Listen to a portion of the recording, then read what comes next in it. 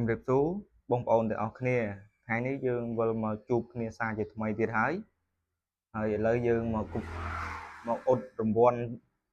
គ្រុតម្ដងបងប្អូនមើលគ្រុតរង្វាន់គ្រុតម្ដងណាបងប្អូនហើយឥឡូវយើងមើលវាមកជុំសិនទៅណាបងប្អូនណាមើលវាមកជុំទៅហើយនេះវាមកចំធ្នេរណាបងប្អូនពីខាងនេះហើយនេះ 8A បងប្អូនខាងលើនេះលេខ12ណាបងប្អូននៅខាងក្រោមនេះ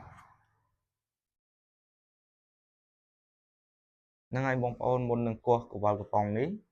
ក៏សូមឲ្យបងប្អូនជួយចុច like និងចុច subscribe រួចដាក់សញ្ញាកណ្ដឹងឲ្យខ្ញុំម្នាក់មួយផងដើម្បីនឹងទទួលបាននូវវីដេអូថ្មីពីរបៀបមើលគ្រុឌនិងភេទជ្ជៈផ្សេងឲ្យបងប្អូន comment នៅខាងក្រោមចង់ឲ្យខ្ញុំមើលហើយឥឡូវបងប្អូនអាច comment នៅខាងក្រោមដើម្បីឲ្យខ្ញុំចង់ឲ្យខ្ញុំអ៊ុតរង្វាន់អ្វីដែរនៅភេទជ្ជៈអីដែរអញ្ចឹងណាបងប្អូន comment នៅខាងក្រោមបានហើយ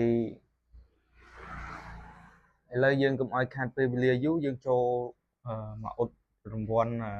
គ្រុឌទាំងអស់គ្នាតែម្ដងទៅ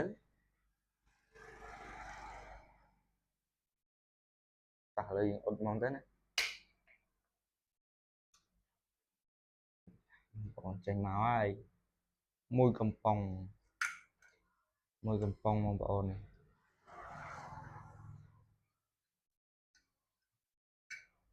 ្នឹងហើយបងប្អូនអរគ្នាបងប្អូនយកមើលតាមហ្នឹងទៅណាហើយបើត្រូវអីយ៉ាងម៉េចអីបងប្អូន comment នៅខាងក្រោមប្រាប់ខ្ញុំផងដើម្បីឲ្យខ្ញុំនឹងបានលើកមតិបងប្អូនយកមកនិយាយអញ្ចឹងណាបងប្អូនហើយហ្នឹងហើយបងប្អូនឥឡូវខ្ញុំមានតែប៉ុណ្្នឹងទេអរគុណច្រើនបងប្អូនទាំងអស់គ្នាដែលបានចូលមកមើលពីរបៀបមើលរង្វាន់អញ្ចឹងណាហ្នឹងហើយខ្ញុំមានតែពាក្យថាអរគុណទេបងប្អូនទាំងអស់គ្នាសូមគោរពនិងជម្រាបលាជួបគ្នានៅវីដេអូក្រោយទៀតអរគុណច្រើនបងប្អូនទាំងអស់គ្នា